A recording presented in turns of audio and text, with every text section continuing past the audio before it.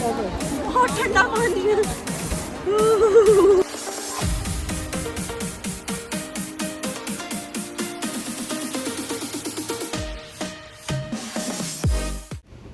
Hello everyone, welcome back to my YouTube channel. तो आज का व्लॉग रहने वाला है हमारा मुक्तिनाथ टेम्पल का, जो कि दुनिया के सबसे पवित्र स्थलों में से एक है।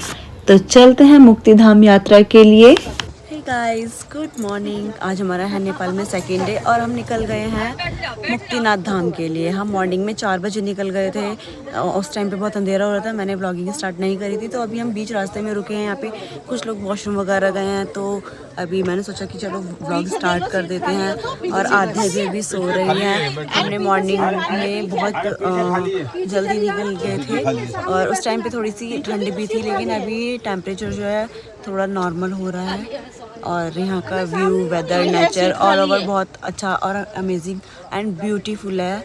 सो अब चलते हैं, देखते हैं हमारा आगे का एक्सपीरियंस कैसा रहेगा।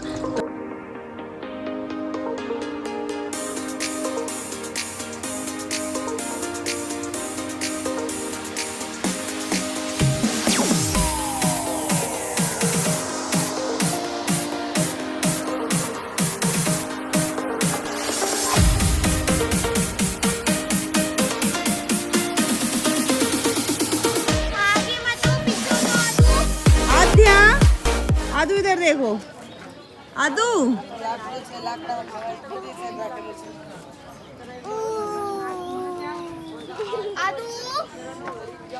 हेलो, गिर जाओगी। हेलो कर दो आदू। और अगर हम यहाँ के रास्तों की बात करते हैं तो सच में बहुत ही खूबसूरत लग रहे थे। जैसे कि आप अभी देख सकते हैं कि रोड कितने अच्छे तरीके से यहाँ पे क्लीन थे और कितने अच्छे लग रहे थे। और जितने सामने पहाड़ दिख रहे हैं, तो बहुत ही अच्छा व्यू आ रहा था यहाँ का।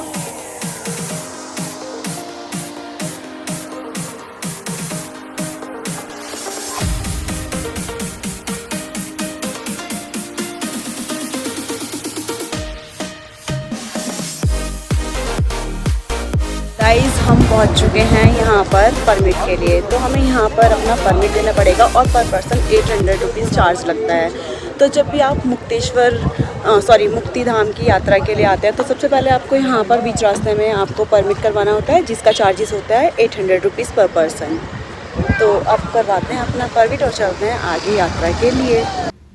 तो ये यहाँ पर परमिट काउंटर, यहाँ पे आप अपना परमिट करवा सकते हैं। अगर आप आधार कार्ड लेकर आना भूल गए हैं या फिर आपको प्रिंट चाहिए, तो बिल्कुल सामने ही उसकी शॉप मिल जाएगी आपको। तो यहाँ पे प्रिंट लेकर यहाँ पर आप परमिट करवा सकते हैं। उसके बाद फिर आप अपनी जर्नी स्टार्ट कर सकते हैं। और ये बहुत ही ज़रूरी होता है जब भी मुक्तिनाथ धाम यात्रा के लिए आते हैं। आदू को तो बहुत ही अच्छा लग रहा था। जब हम अपने परमिट के लिए वेट कर रहे थे, तो ये नाच रही थी, गा रही थी, और इसको मतलब किसी चीज़ से कोई फ़र्क नहीं पड़ रहा था। बस इसको अपनी मस्ती छा रही थी। देखो कितनी दूर। इधर आ जाओ, लो आओ।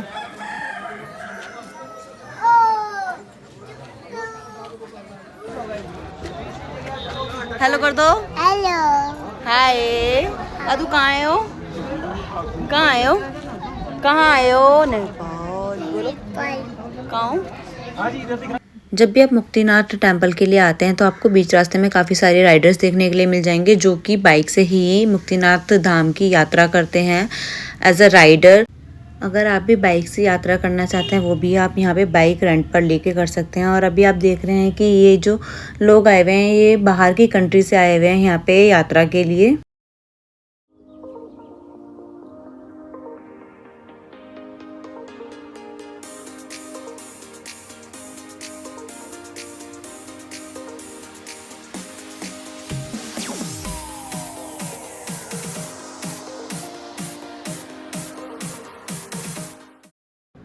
फाइनली हम पहुंच गए हैं मुक्तिनाथ धाम यात्रा करने के लिए। तो जैसे ही हम अपनी गाड़ी लगाते हैं यहाँ पर पार्किंग में, उसके बाद हमें सिर्फ पहाड़ी यहाँ पे दिखाई देते हैं। और हमें यहीं से मुक्तिनाथ मंदिर के लिए पैदल जाना पड़ता है, चढ़ाई कर कर। तो सामने सिर्फ पहाड़ दिखाई दे रहे हैं, दूर दूर तक सिर्फ। किसका जाना है? हम लोग जाएंगे 3 दिन। आदू की वीडियो नहीं बनाऊंगी। आपको सर बच्चा नहीं होता है, आप बड़ा है। बच्चे के लिए तो कर रहे हैं। अरे आप बड़ा है ना, उसके आपका साथ बच्चा नहीं हो रहा, वो दीदी का साथ में हो रहा है। आपके पेट एग रहा है, ऐसे सीख खड़ा है। तो बच्चे के साथ कैसे होगा? तो हमने आध्या और मम्मी के लिए करवा दिया घोड़ा, क्योंकि हमें बहुत ज़्यादा लंबा चल के जाना है और ऊंचाई पर जाना है, और वहाँ पे जाते जाते हमारी सांस फूलती है। तो हमने आध्या के लिए घोड़ा करवा दिया, क्योंकि वो तो बिल्कुल नहीं चल सकती थी और आध्या के लिए घोड़े पे नहीं बैठ सकती थी, तो मम्मी और आध्या को हमने करवा दिया घोड़ा। सो गाइस, हमने यहाँ से आने के बाद अपना गाड़ी लगाई, उसके बाद हमने ट्रैकिंग स्टार्ट कर दी। मतलब लाइक यहाँ पे थोड़ी ऊंचाई पे जाके है मंदिर, तो आपको थोड़ा चढ़ना पड़ेगा। और आध्या नहीं चल पा रही थी, तो मम्मी के साथ उसको घोड़ा करवा दिया और अब वो जा रहे हैं। थोड़ी ऊँची है चढ़ाई, सांस फूलेगी, लेकिन अच्छा भी लग रहा है। व्यू तो बहुत ही अमेजिंग है।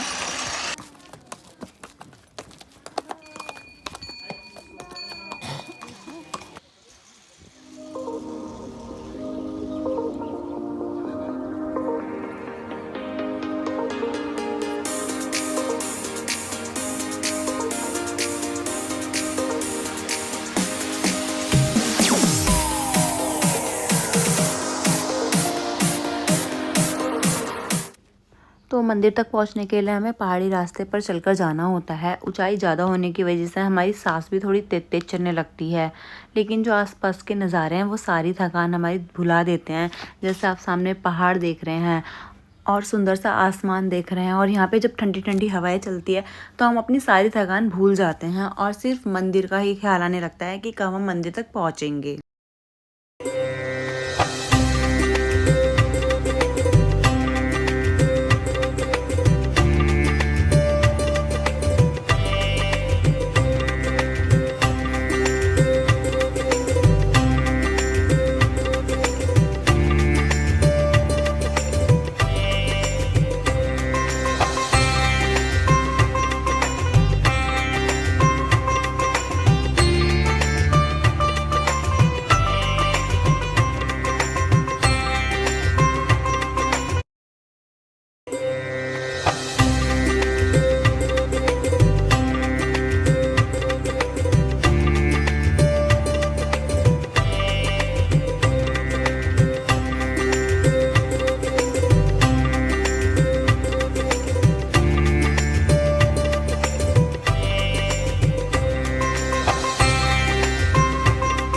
यहाँ पे सीढ़ियाँ स्टार्ट हो जाती है मंदिर के लिए, मुक्तिनाथ धाम। उसके लिए तो चलते हैं, अब सीढ़ी से चलते हैं।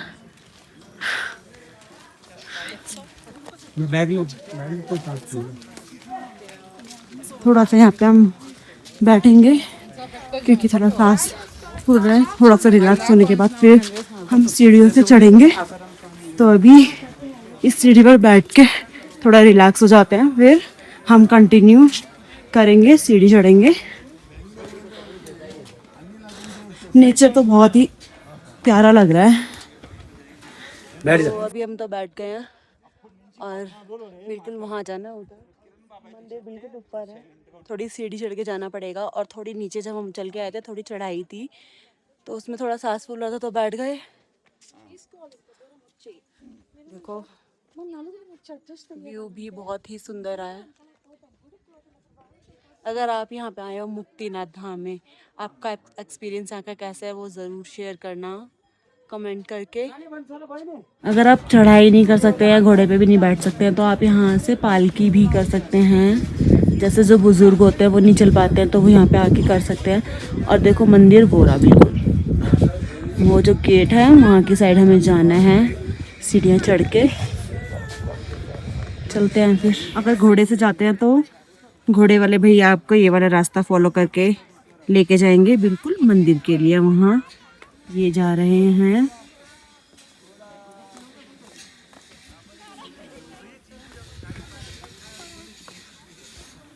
चलो चलते हैं आप।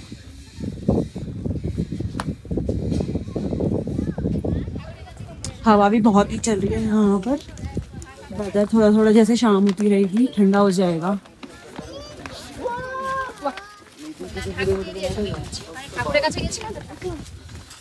फाइनली हम पहुंच गए हैं यहाँ। अंदर जाने नहीं देते, जाते भी। हाँ, आप ना लेना, छीटा का लेना। पहुंच गए वहाँ से। तो हम मंदिर की साइड बिल्कुल पहुंच ही गए हैं ऑलमोस्ट। तो अब चलते हैं बिल्कुल अंदर की साइड की कैसा है। तो जैसे ही हम अंदर आते हैं तो हमें 108 धाराएं देखने के मिलती हैं। ये गौमुख 108 बने हुए हैं जिसमें हिमालय से ठंडा ठंडा पानी आता है। एकदम यहाँ का पानी बिल्कुल बर्फीला होता है, बिल्कुल ठंडा। ये माना जाता है कि जब भी 108 धाराओं के नीचे से हम स्नान करते हैं तो सभी हमारे पाप धुल जाते हैं। तो मैं बहुत लकी हूँ कि मैं यहाँ तक आई हूँ और 108 धाराओं में से स्नान करके जा रही हूँ। ये तो मैं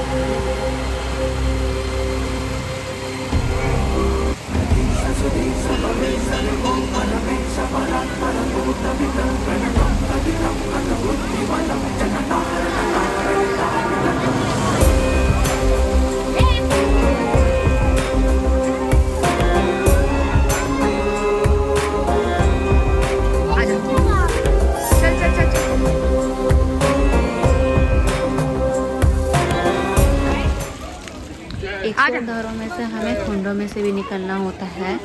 तो अब चलते हैं यहाँ पे कुंड में भी स्नान करते हैं। यहाँ का भी पानी बिल्कुल ठंडा रहता है, एकदम बर्फ़ की तरह।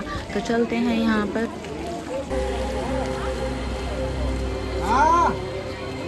अच्छे से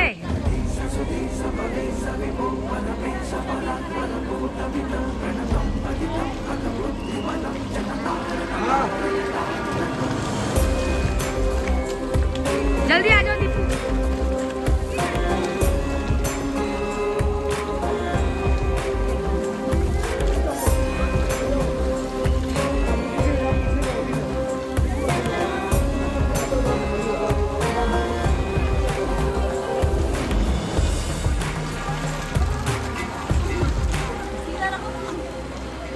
जल्दी आ जाए, रुकते नहीं है दीपू।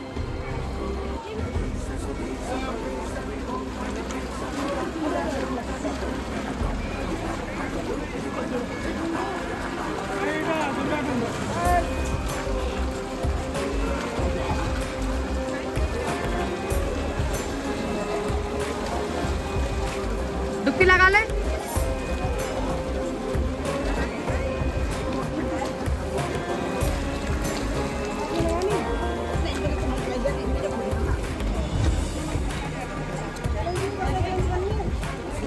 आ जाओ। बहुत ठंडा पानी है।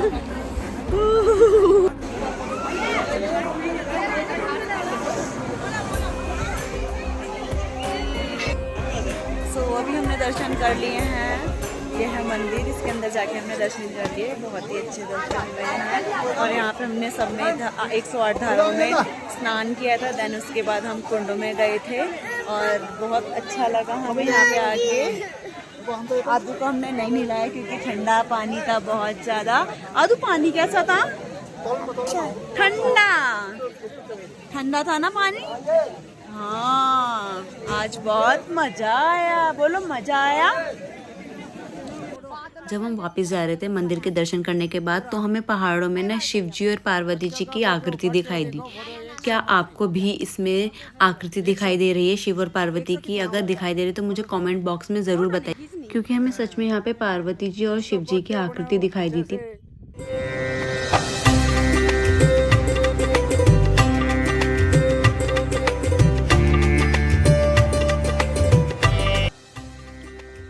अगर आपको मेरा ब्लॉग पसंद आया तो वीडियो को लाइक करें, चैनल को सब्सक्राइब करें और दोस्तों के साथ शेयर करना ना भूलें। तो मिलते हैं नए व्लॉग में एक नई जगह और एक नए एक्सपीरियंस के साथ। तब तक के लिए बाय बाय।